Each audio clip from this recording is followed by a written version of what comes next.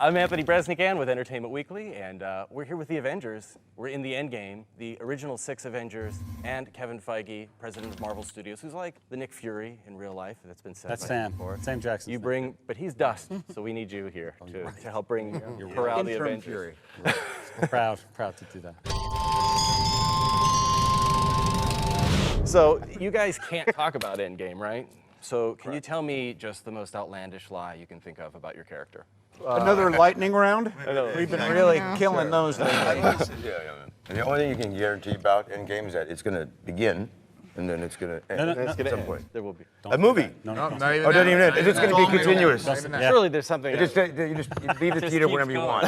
It just keeps running. I'm gonna have PTSD from this junket. I mean, honestly, Really? it is so stressful. It really is. What? Really. You're doing great. Well, you know what? At the end of every day, I lie awake at night and I think about all the things I almost said, and it gives me panic. Oh, you think you feel that way? Tell us about it, Mark. How do you feel? Oh. You're a repeat offender, Mr. Ruffalo. I'm not at re-education camp.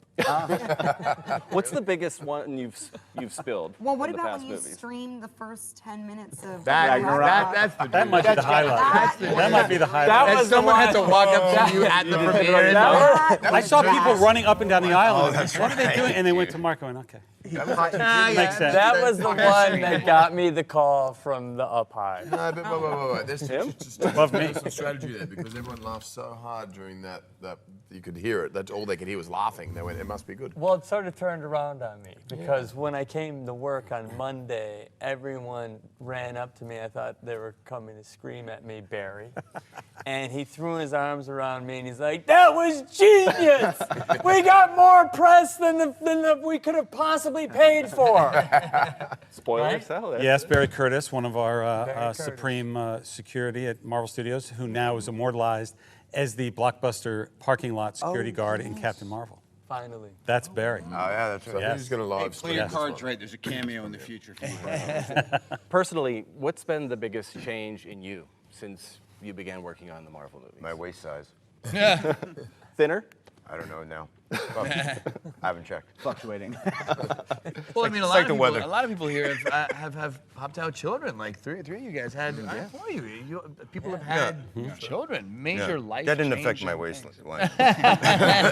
Speak for yourself. Any like people always ask, what do you bring to your character? Is there any part of the person you play? I find like there was a much clearer kind of this is who the character was in the first time I played it, and then out of just like I want to do something different, it slowly just became me screwing around and kind of having fun and I don't know. I'm not saying I'm completely the character, but there's more of me in the character now than ever. I think just because that's the most honest place you can operate from, especially in knowing everybody. I feel like our own interpersonal or personal relationships start to echo through, and then what you see, the authenticity of, Iron Man and Captain America, whatever on screen, there is a real friendship with Chris and Robert. So then it starts to just come through whether we like it or not. Do you all feel that way? Like parts of you are in this character? Yeah, I mean, well, it's impossible not to take a little piece home. Anytime you play a role, when you're in a certain headspace all day, you can't help but take some of that home with you. And sometimes you play roles where that's really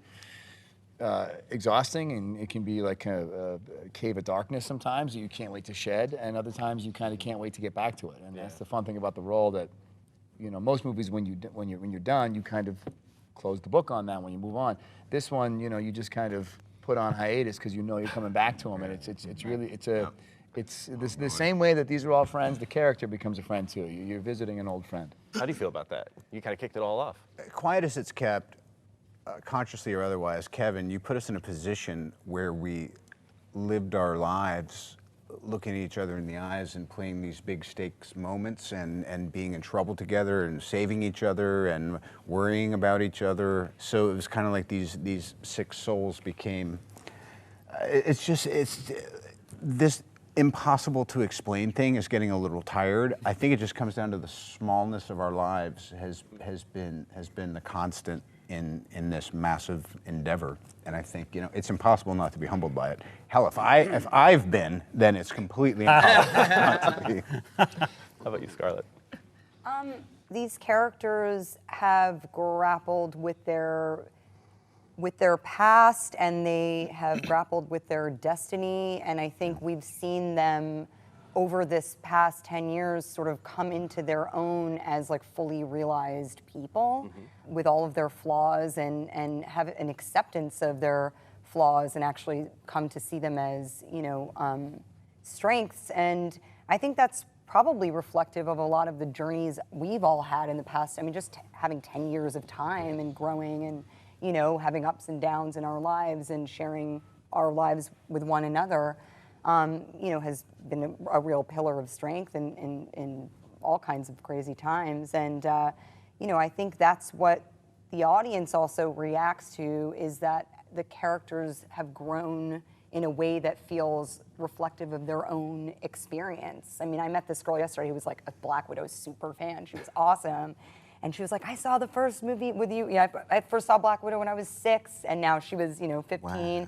And she was like, I grew up with you, and it's so exciting. And, you know, I was thinking, God, she was a little girl. Now she's this, you know, beautiful young woman. And, you know, she probably feels also like the journey of these characters coming into their own is very much a part of her own experience. And I think that's how we kind of have reflected, you know, ourselves within the characters as well. People are so emotionally invested in all of these characters. Anything you tweet about them, or any hint in a trailer that they might be in jeopardy, and like people get really worked up about it. It's kind of amazing to see. Like, you're all out there, you see it yourselves. Does that feel odd, or does it feel moving or powerful? What's it like seeing that?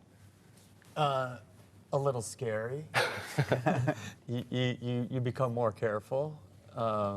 You have a bigger responsibility, but you also see kind of the power of storytelling. And you know, the one thing I think about these movies that's really exciting is they're forward leaning in the narrative of good versus evil. And so we're able to transcend some of the divisive narratives that are happening now. I mean, the one thing is that these stories do kind of touch a lot of different kinds of people with different kinds of belief, and I really believe that.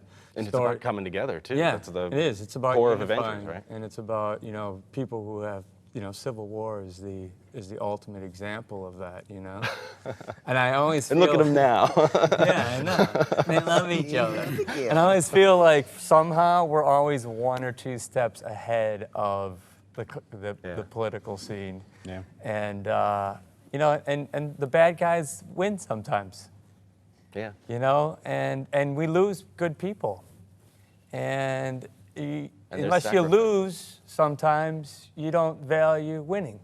Winning doesn't mean anything. That's true. And I feel like that's been this final journey into our end game. I feel like we watched perilous. I mean, that is a redemptive act happening in real time. I think you're back at 0 now, buddy. There's no red left in your ledger, right?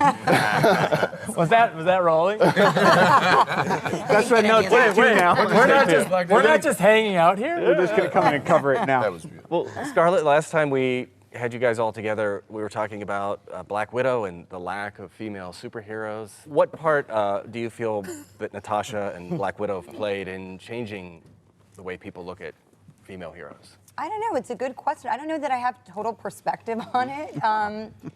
But, you know, the character has certainly grown in a way where we've seen her, you know, I think Favreau got a little offended when I called her a sexy secretary. He was like, well, she was undercover.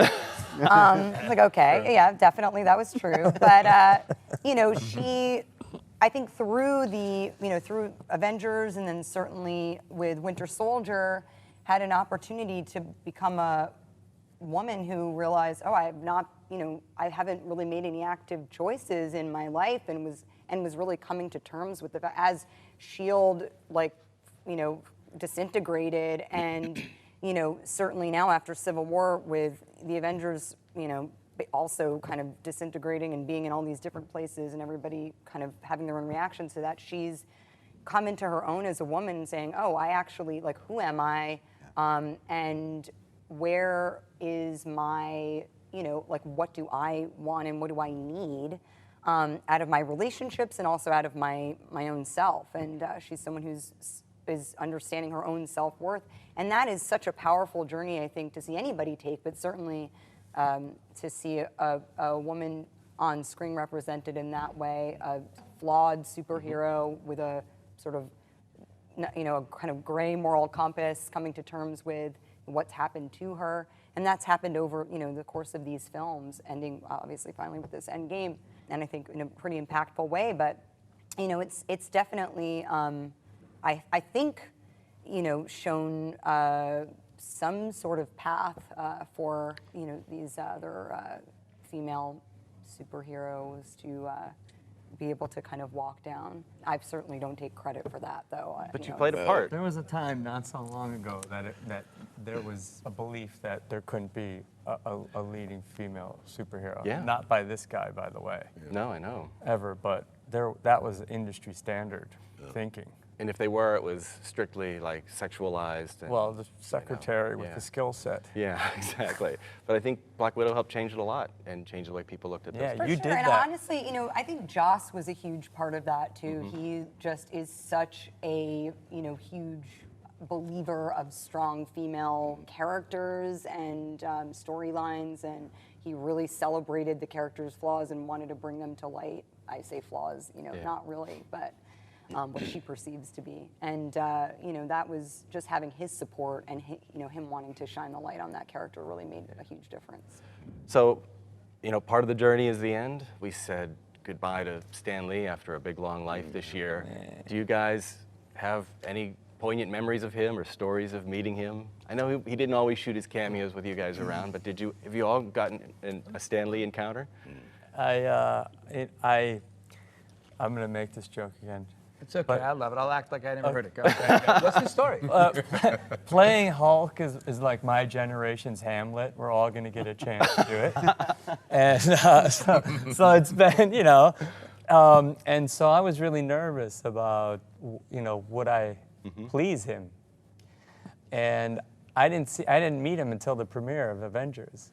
And I kind of walked up to him sheepishly, and he saw me. He's like, "Hey!" And he's like, "You got it, kid." And I'm like, "Oh, that's amazing! Thank you, Mr. Lee." But I was so nervous about, other than Downey and Kevin, like, I was so nervous that he would be happy with what I'd done. How about you, Robert, on the first Iron Man? Is that when you met him for the first time? Yeah, my mind goes to in Civil War. Rhodey and Tony are having a moment at the end, and he's like a UPS guy or a FedEx guy, and so he was outside the glass, and it was just this thing of like, it's like all of us. He's a really big deal, but he's just another schmuck who we have to get his coverage in the can, too.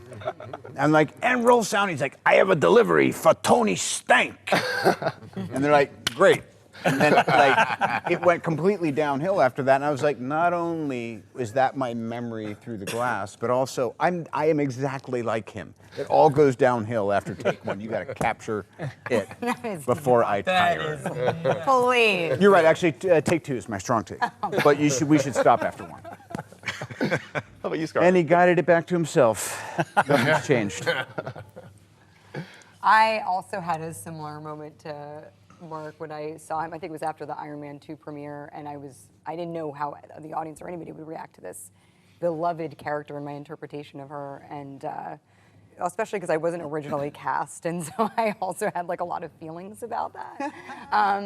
But yeah, I had a lot of feelings about it, and I saw him also in the theater, and he was very excited, and I, of course, was like, I had a big sigh of relief after that. Just he was so happy with that. That he got to see that character on screen, and it was pretty cool. You must have a lot of memories of him, Kevin. Well, yes, lots and lots. And the amazing thing is, just as you've all said, he said the right thing to the right person at all times. Yeah. Every interaction was what one's dream interaction with Stan Lee would be. Yeah. He made that come true every single time. I've talked before about, he left me a voicemail once in like 2004 or something. I never got a voicemail from Stan Lee, and I kept it for years until I think the phone disintegrated. But it was fearless Feige, Stan Lee here. I listened to it over and over and over, and that's sort of what he was always like, and always supportive. We've put a video together that I think, I'm not sure when we're going to put it out, in the home video window probably. But it is we'd never done this before, a behind the scenes of every cameo.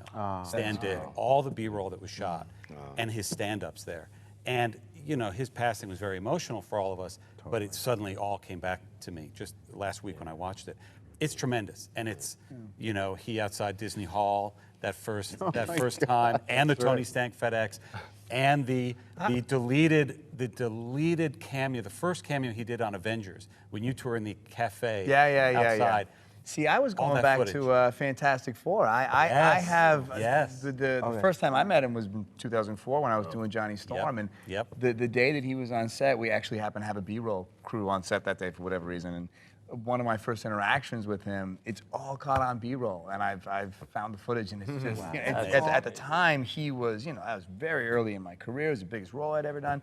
To me, someone like him was so overwhelming for me, and he was so, you know, true Stan Lee format, you know, just so full of life and just so kind and gregarious, and just made me feel right at home. And yeah, we have the entire exchange on film somewhere, and it just I tell the story, and the story actually is from Fantastic Four 1 in Toronto, when he came to do his cameo, and suddenly you couldn't find the crew. Like, Stan was getting ready in the trailer, and you look around, and we're in the middle of the city, and half the crew is gone. And I went, what? And the AD said they all ran to the comic shop on Queens, whatever, to buy comics to have him sign. And sure enough, he came in, he shot, and then he signed every single one. And that was sort of the beginning of what I call the national holiday every time he came. Did he ever talk about how, like, that was his like ultimate vision to have this stuff all up there on screen, or like? He was always so, despite how gregarious and taking credit and I should have more role, he was so humble. And he always just talked about how overwhelming it was that this had all gotten this big. And right up until even the last time I saw him, all I'd want to do is talk about him creating the characters and how amazing that was to co-create all these legends, these icons. And he'd go, yeah, but the cameos. The cameos. I swear, it's what he was most proud of. That's his curtain call. You don't get a curtain call if you're writing comics. You get it. How about you, Jeremy? It's funny. I have a lot of experience with him. I aspire to be as strong-minded. And, the guy has lived an amazing life, and he's still always stick with me because I spent a lot of time with him more recently. And, you know, when you're that, it's so full of life, right? And when you spend time with him, you just know this guy is just burning a fire of life. He's got a great sense of humor, a smart mind, and you know, I hope and aspire to be anywhere half of what he was as a man. Right? It's really, really fantastic. I really enjoyed my time with him. Cool. How about you, Chris? Just his sort of childlike wonder and attitude and enthusiasm, you know, is something that every time he'd come on the set with all of these sort of stories you hear of him coming on, and you know, you'd want to talk about something more kind of like, well, what it all means and so on, and it was just like, no, I'm just telling stories and we're having fun and this is entertainment, and there's a deeper meaning and a message and so on, which he achieved so beautifully. But the childlike nature about him, I thought, oh, well, it's good. We can all just stay big kids forever, and he's the perfect example. So some movies come and go over, they're gone in 1 week. These movies have endured for 10 years. I think they'll last for 30, beyond. What do you want people to see in these movies 30 years from now? What do you want them to feel? What do you hope they'll think about them? I mean, I'm always amazed with the ability that Kevin has had to house this giant tapestry of all these woven plot lines. I just don't think it's ever going to happen again. I don't think anyone has the ability to kind of launch all these different rockets and then kind of like years down the road have them all kind of explode at once. It's just kind of the planning and the care and the subtlety to it. It's just choreography.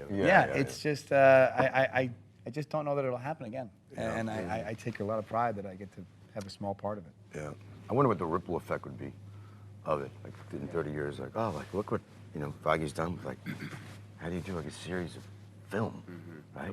22 films, right? I hope they're still talking How do you about do it. that? That'd be nice. That's what I'm saying. I already think been I 12, it's been absolutely, 10, I absolutely could guarantee that. I mean, it's impossible not to. Yeah, there's very few right? franchises that have. I mean, like you think about it, it's like Star Wars. I mean, Which was Indiana 3 Jones, films. maybe. Yeah. I mean, James it's Bond, like maybe. such a small Bond, right for sure. Bond for Yeah. sure. Yes. Mission Impossible, but it's they're not. But the that's not- breadth of yeah. this is Yeah. so But so even massive. the Bond doesn't have the continuity. That's right. Bond Complexity, is kind of too. a constant reinvention. Yeah. Mm-hmm. Star Wars has a similar continuity, but that was a big start and stop thing. This all took place in a finite amount of time, and that finite amount of time is a decade, which isn't even a snugget. That's a huge landscape Yeah. that he managed to make this unbelievable ribbon of, amazing.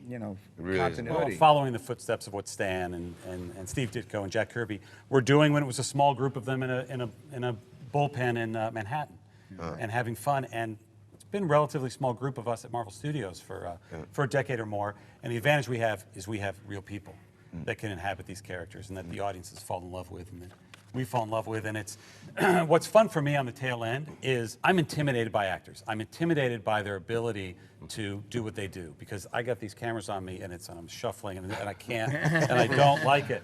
So it's a whole other, almost like a whole other species. And when they're in their costumes, I get intimidated because I'm standing in front of these superheroes that I've been dreaming about. So it takes me about 10 years to get comfortable Finally, doesn't give a shit anymore. with people as people, and these 6 in particular, and starting to talk to them creatively. And as they've all gotten which even from the start, but certainly as the films have continued, a stronger and stronger voice in how the characters and how the movies are made. And then I can talk, because if we're going to talk about story and talk about the movies, okay, good. That's language I can understand on that creative level, and that's happened with everybody sitting around here. And it's been the pleasure of my life with these 6 in particular. Are you really intimidated by me? Yes, in your pajamas, particularly when you're wearing the mocap. Yeah, the mocap. When you're wearing that, particularly intimidating. You gotta bring it back. I got it. Bring it back. Unbelievable. I'll just say this. that? I'll say this, and this is no, that wait. you're not going to like this. I'm noticing over time, and even just the last couple days, look into Kevin's eyes. He's looking at us lovingly, like a proud What parent. did I used to look like? You used to look Disdain. like you were concerned, like it was DEFCON 5, and you were carrying the football, but you couldn't open it. I'm just saying, it's really nice that this has really been your labor of love, and you look over it like a conscientious parent. And now I see fear in your eyes, but before that, I was just seeing there is love in your eyes and in your heart for all of this and for all of us. And I think you've just loved us up. Back at That's you, all I man. have to It's say. very nice. I don't have any regrets creatively. I do regret that we haven't had more time around tables together and stuff. Maybe as we begin the junket. And thank you, Anthony, for putting us Yeah. putting us you. together. Thank you And for I'll being nerd here out doing for the last episode of Star Trek: The Next Generation. Picard sits down with his crew at their weekly poker game, and they go, oh, and he didn't attend the poker games. Why am I talking about Star Trek? And and the crew's like, oh, he's sitting down, and they go, oh, Captain, is everything okay? He goes, yeah, I'm doing something I should have done a long time ago. And it wouldn't be poker with this team; it would be Boggle, and I would be terrible. So Is that the game? Is that the Avenger game, Boggle? Boggle, I mean, yeah. but something I should have done a long time ago. Spend more time with. Thank this. you so much, Yeah, guys. thank I you. really We appreciate did it. have Not just- Rome. I know. Talk about Rome. We did have We Rome. were all I don't want to hear about That was Rome. a high. Rome was That was the best That was- press that was- tour. The Avengers junket. The Avengers 1 junket was the first and only junket I went on the entire press tour. And it was an amazing experience, and I learned, oh, this is hard work, glamorous hotels, first class. No, it's hard, it's nonstop hard work, and I appreciated that ever since. But there was one night in Rome, I feel like very late only into the like night. an I survived that. Like that was. That was Yes, amazing. where we Took also years were off bonded work. and talked a lot about the future and talked a lot we about did. what could happen if. Wow. And now here we are, and everybody wants us to end this, but it's Yeah, they're gonna it's been snap their exciting. fingers and turn me to dust in a second. Many thanks. Thank you broke so much. into the bar. Thank you not just for this, but all your time over the